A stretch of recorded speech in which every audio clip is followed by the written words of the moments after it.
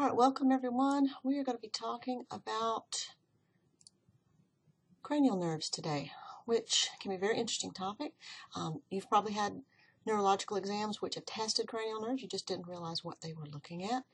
Now, by definition, when we start talking about cranial nerves, anytime we mention a nerve, that means it has exited the CNS. So once these axon fibers have exited either the brain itself or the spinal cord, they are now outside in the peripheral nervous system. So the word cranial nerves gives a lot of people a little bit of trouble. They associate cranial with the head and with the brain, but again, once it's out of the brain, once it has exited, it's part of the PNS. Okay. Now, we have 12 pair of cranial nerves. 12 are going to go to the right side and 12 are going to go to the left side. So in effect, we actually have 24 of these nerves, but we're always going to talk about right number 1, right number 2, etc. So that particular nerve will carry fibers to that side of the body. And now again, maybe we've already talked about this, but some nerve fibers are going to cross over at the level of the base of the brainstem, and actually some nerves will service the opposite side of the body. But the cranial nerves stay on the side of the body that they refer to. Okay. Now, again, I'm going to bring this back up. What is a nerve? It is a bundle of axons in the peripheral nervous system. So if we have sensory and motor, we're going to call that a mixed nerve. Now, you're going to find out pretty quickly that with these cranial nerves, we have some that are mixed and some that are pure sensory, some that are pure motory. So again, if it's sensory, that means that's information coming from the body to the CNS. And if it's motor, then that is these nerve fibers that are going from the brain to control that particular area. And again, when I test on this, I'm going to expect you to know which cranial nerve is mixed, which is purely motor, which is purely sensory. All right. Now, I have decided, of course, today just to stick to the first 6. And we're going to start picking up things about why, when you go to the doctor exam, they ask you to stick out your tongue, say I. They're going to get you to follow a finger to see how your eyes are coordinated. All right. Probably. I might not be getting to the one about the tongue and the saying ah today, but I will in the second part. So again, a basic neurological exam is actually seeing how well your cranial nerves are functioning. Now, of course, it's easy. We're going to start in order. I'm going to expect you to know the number and the name. So cranial nerve number 1 is called the olfactory nerve. I also expect you to understand Roman numerals and regular numbers as well. Everything on the slide is generally what I'm expecting you to understand. Of course, you want to go to the book and read a little bit more detail as well. Now, your cranial nerve number 1 is all sensory. This is your sense of smell. So everything coming in. Okay. Now, a lot of times I will usually use diagrams so that you can identify these cranial nerves on a model of a brain. So number 1 is easy to see. It kind of looks like a little antenna that sticks out. And this is the anterior portion of your brain. This is of the cerebrum. This will be under the frontal lobe. So again, it's coordinating with being right over the nose. So you would see this toward the front of the brain. Again, number 1 is olfactory, sense of smell. And if you remember your bones, we know that the cribriform plate had all these little tiny holes in the ethmoid bone. It's right over the most superior portion of your nasal cavity. And tiny little fibers are going to put receptors into this mucosal lining of the nasal cavity. So the mucus will trap any chemicals that are in the air. Those will be the odors that we smell. So anything has to be in a gaseous state, of course, for us to smell it. So it will go up into this upper portion of the nasal cavity and dissolve into the mucus. And then those nerve receptors will be stimulated. And again, that goes to a certain portion of the brain that will tell us, okay, I've just smelled a rose. Something like that. Now, number 2, again, this is the optic nerve. That will be pretty easy to think about. This is going to be all sensory as well. So sense of smell, sense of sight, those are pure sensory information. So this is afferent, which means it's going toward the CNS. So information is coming in from the eyes. It does have a crossover point here. Primarily everything from this eye will cross over and go to the occipital lobe in the brain for interpretation. And one thing that can make it kind of easier, you're going to start to learn all these 12, is that you have 1 nose and 2 eyes. So again, that's number 1, number 2. So if you like that kind of mnemonic. All right. Number 3 is the oculomotor nerve. This one can give you a little trouble spelling. All right, there's only one L and there's only one C. So a lot of times people put this incorrect.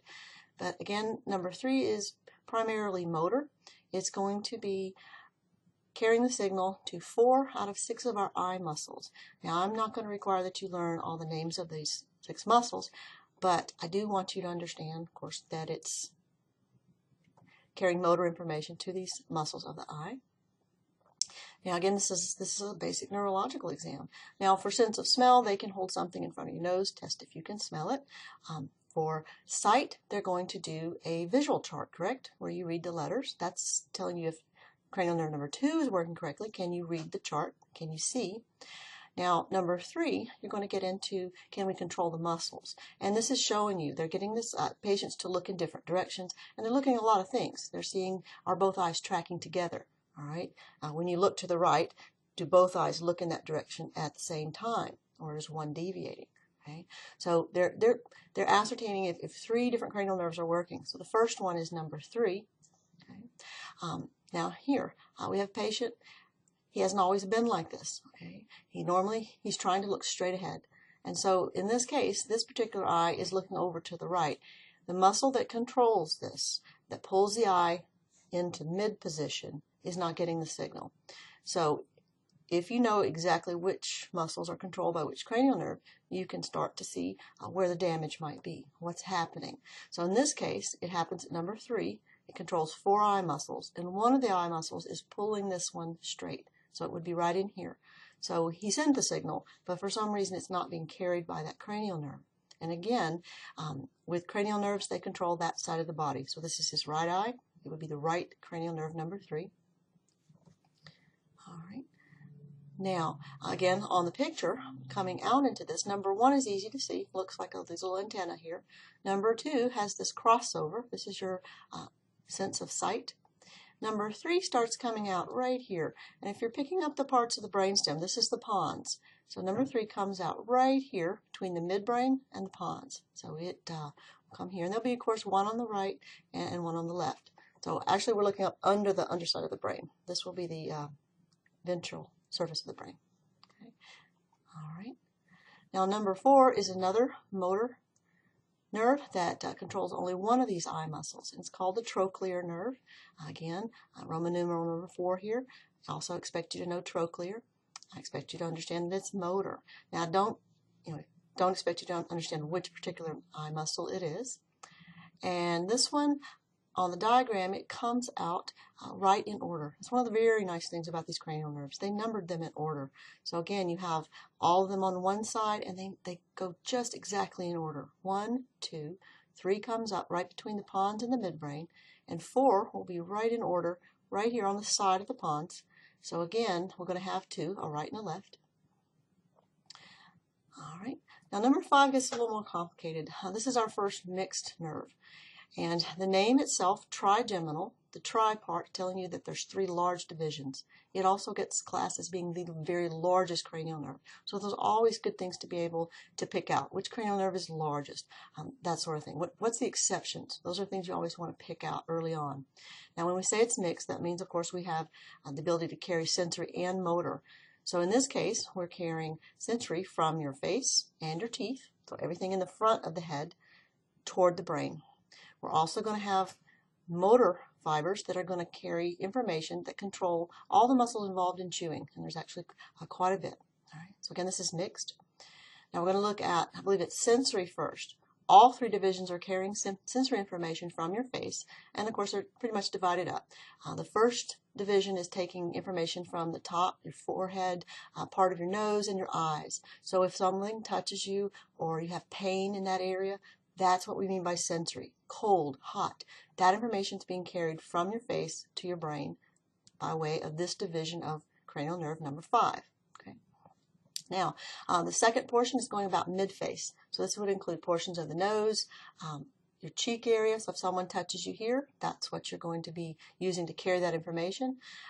Also, it's going to carry information about dental pain. So if you have a toothache on the upper, in the maxilla, those teeth are going to use fibers in this particular cranial nerve. All right. Now the lower one is going to go to your mandible, and this is going to pick up feelings on your skin, your lower lip, but also it's going to be carrying those fibers about pain in your teeth, a sense of pressure, the chewing sensation, all of that. That's all sensory from your face. Now the third branch that's going to your lower jaw is also carrying motor information back into that area. So again, only motor muscles that are going to do mastication. Mastication is a very fancy word for chewing. Okay, now there's going to be something else that carries motor information to the tongue. But this case, this branch of the trigeminal is only carrying information, all the muscles that are involved in chewing. So in the practical that we did on muscles, you learned where the buccinator and the masseter are, the temporalis. And so all of those were doing something with controlling movement of that mandible, and the buccinator is helping keep everything in position while you chew. And there are other muscles more posterior that we did not learn, the pterygoids and several others, that are all involved in helping coordinate things while you chew, because chewing is a complex motion. It's up and down, side to side, and all of that. So again, this will be the motor function of number 5. Now, you may have heard of some disorders. Some of you might have heard of trigeminal neuralgia, and this, I don't know if I can say that, but basically this is a disorder of the trigeminal nerve. And I've known people who have this. This is sudden, sharp, excruciating pain that will occur, again, on one side. This is one cranial nerve that's carrying this information. And so it's wrong information. This is, at that moment, nothing is going on, but your brain is getting signals of extreme pain. And these are going to occur randomly for short periods of time, but why? It could be that, it could be some type of tumor pressing on this particular cranial nerve. Could have been due to trauma. I knew someone who got hit by a softball, and it totally damaged this particular nerve. A patient could have had a stroke. So sometimes they're not able to exactly know why, so they can treat it with medications. In some cases, they actually have to go in and sever this particular nerve, and the patient will never feel anything there again. But again, ultimately, you want to know why, what's causing that in the first place. Now, number 5, locating it is very simple. Again, number 1 here, number 2, 3 is coming out right here at the top, 4, and number 5 is huge. It's going to be very, very large, and you'll start to see those 3 divisions coming out on the side of the pons. So it's very easy to identify on a diagram. Now, number 6 is going to be the third and final cranial nerve that controls an eye muscle. So it only controls one, again, the lateral rectus, and it's all primarily motor function. Again, the name's a little difficult to spell, abducens. Again, it's number 6. I expect you to know all of that. And finding it, this is a patient. He's actually trying to look over here in this direction to his left. All right, so this eye is functioning normally. The one with the arrow, though, this eye is not able to look in that direction. So there's one muscle here, the lateral rectus. Again, it moves it to the lateral or outside of the body. That particular muscle is not getting a signal, and it's only cranial nerve number 6 that carries that information. So again, cranial nerves stay on that side of the body. This would be the left number 6 that's controlling it. Now in this case, this patient had had a stroke. So by definition, a stroke means an area of the brain that's no longer getting a blood supply, and that area can die. And that includes the cell bodies for these cranial nerves. So if that nerve is no longer functioning, it can't carry that signal to that particular part of the body. So a sudden change in the eyes tracking, that can be a sign of cranial nerve damage, possibly a tumor in that area of the brain, in that part of the brainstem where these cranial nerves are exiting, or it could be a stroke. So again, this is a basic neurological exam. You're going to see the basics. If something has changed, patient wakes up, cannot control both eyes the same direction, then obviously we've got a problem with some area of the brain, and you want to do much more intense type testing, CAT scans, MRIs, a lot more. But this is, again, your basic. Can that person track equally with both eyes in every direction? And if you understand how these cranial nerves are operating, you'll understand how they are controlling the muscles. Now, number 6 on a diagram is going to come out right at the base of the pons, right where the medulla oblongata begins. So again, it's fairly simple to keep these straight because they come out nicely in order. But 3 and 6 are going to be the key to keeping things straight. 3 is going to be here at this area of the pons. 6 will be right here. And again, we have a right and a left. Now I put this in, some of you might want to know exactly which cranial nerve controls which muscle, so it can be interesting. So the oculomotor again is controlling 4, and lateral rectus is number 6, and the superior oblique is number 4. I put this slide together to help you study. All 6 eye muscles are controlled by 3 cranial nerves. They're all primarily motor. And here I put the names for you together, 3, 4, and 6. And again, when you're studying things, you want to make clusters. So learn all the eye muscles, 3, 4, 6. Some people prefer a mnemonic, OAT, or you could use OTA if you want to do this way in order, 3, 4, 6. So however you want to put that cluster together, those are all involved in moving the eye. All right, well, I will continue this. I will do 7 through 12 in a separate video, and we'll talk about cranial nerves again. Thank you.